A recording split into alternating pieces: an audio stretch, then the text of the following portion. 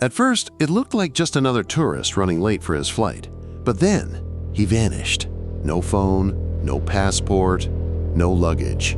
Just a haunting video of him sprinting barefoot through an airport, as if something or someone was chasing him. This is the story of Lars Mittank, a healthy 28-year-old German man who walked into an airport and was never seen again.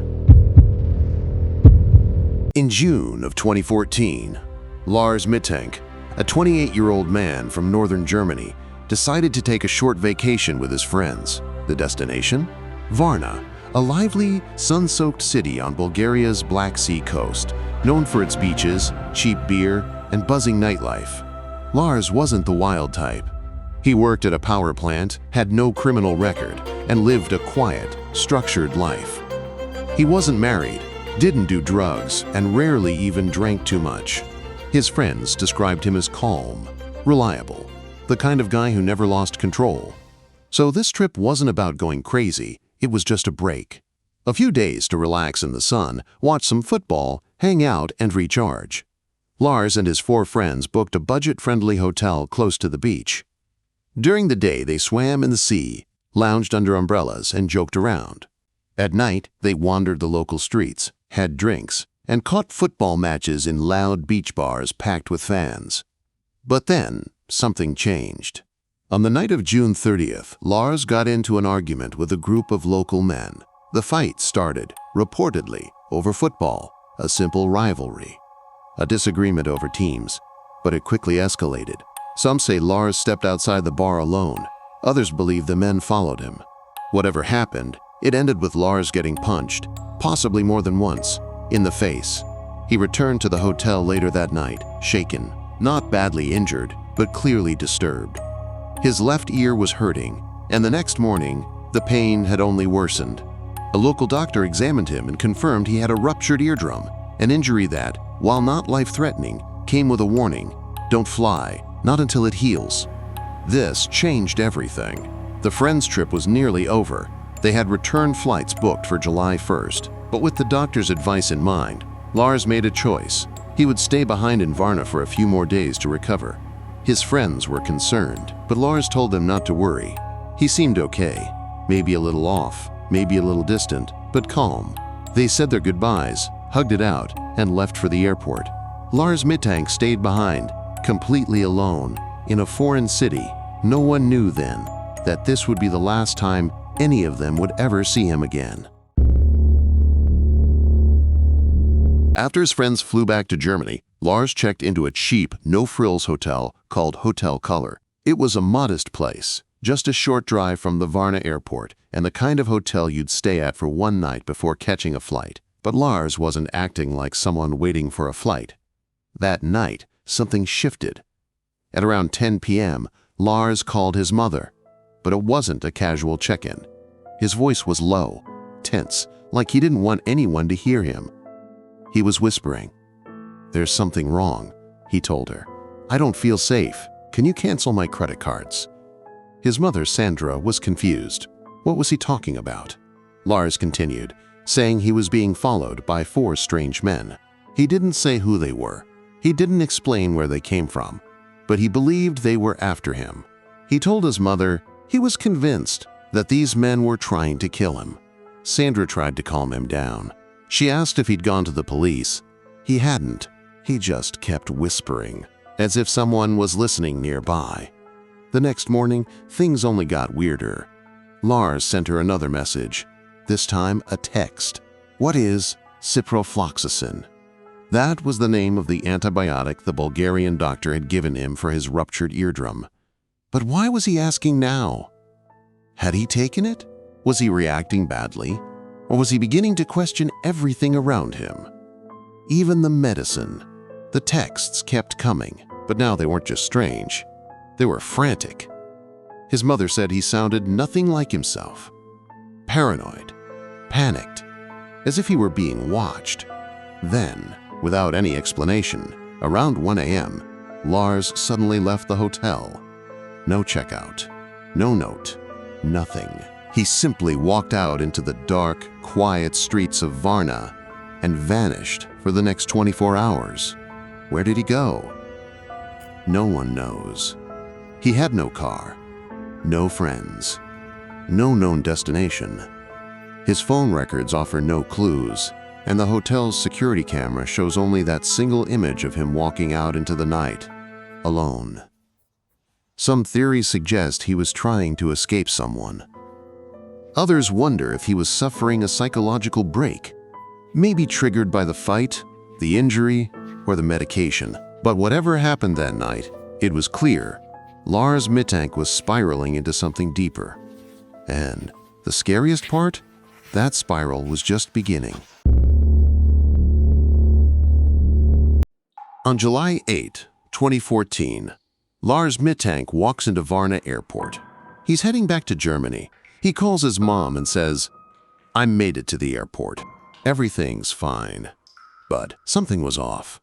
He goes to see the airport doctor, says his ear's still hurting from that weird fight he got into a few days ago.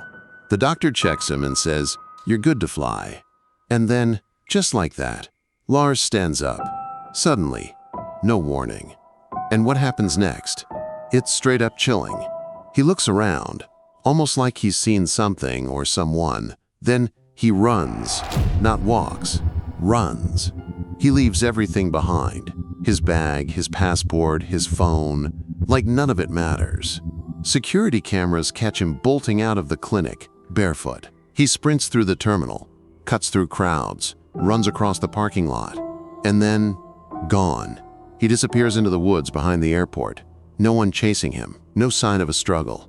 Just gone. That was the last time Lars Mittank was ever seen. He didn't board the plane. He didn't go home. He didn't call anyone again. No one knows what he saw. No one knows what scared him. But whatever it was, it made him run like his life depended on it. So, what happened to Lars? Honestly, no one really knows. But the internet and the world hasn't stopped guessing. Some believe Lars suffered a psychotic break, maybe triggered by the antibiotics he was taking. Ceftriaxone, which in rare cases can cause hallucinations or paranoia. Or maybe it was a latent mental illness, something that hadn't shown itself until this moment. But his family insists he had no history of mental illness, no warning signs, no episodes, nothing that would explain a total psychological collapse out of nowhere. Then there's the paranoia theory. Remember, Lars had told his mom he didn't feel safe. He once whispered that people were following him and begged her not to cancel his credit card in case he needed to escape. Was that delusion? Or was someone really after him? Some think it could have been drug traffickers, maybe even organ smugglers. Wild?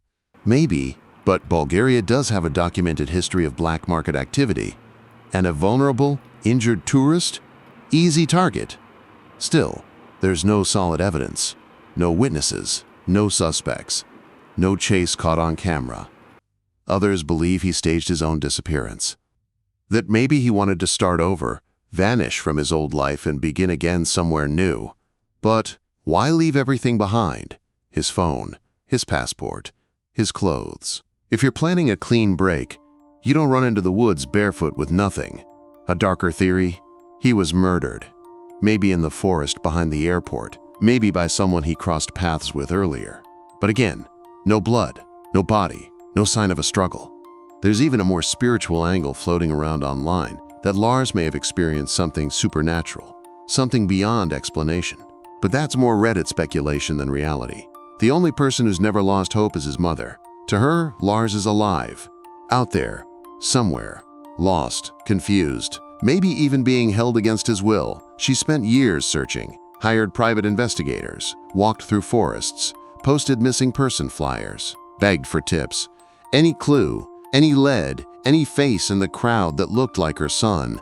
And through it all, nothing, no trace, no confirmed sightings, just silence. One moment, Lars was a regular 28-year-old German man on vacation. The next, he became one of the most chilling missing person cases of the internet age. The footage of Lars running barefoot from the airport has now been watched millions of times. It's just a few seconds long, grainy, silent, but impossible to forget. That single video has turned Lars Mittank into what some call the most mysterious missing tourist on the internet. And since then, rumors keep popping up.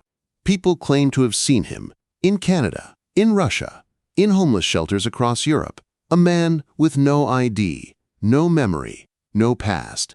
But every lead ends in a dead end. No photo has ever matched. No sighting has ever been confirmed. It all comes back to that one moment. That one sprint out of an airport clinic. That one decision to run and never stop. So the question remains, what was Lars running from that day? Was it real? Was it imagined? Was it something darker than we can even understand? And maybe the most disturbing part is this. Even after all this time, not a single word, not a message, not a letter, not a whisper. His family waits. His mother still hopes. But the silence? It's deafening. And maybe, just maybe, that's what makes this case so haunting. Because deep down, we all know. We may never know the truth. If this story haunted you like it haunted us, tap that like button and subscribe for more chilling true crime mysteries from around the world. And hey, tell us in the comments, what do you think happened to Lars Mittank? Was it paranoia, a setup, or something we'll never truly understand? We read every theory, and your thoughts might just uncover the next clue.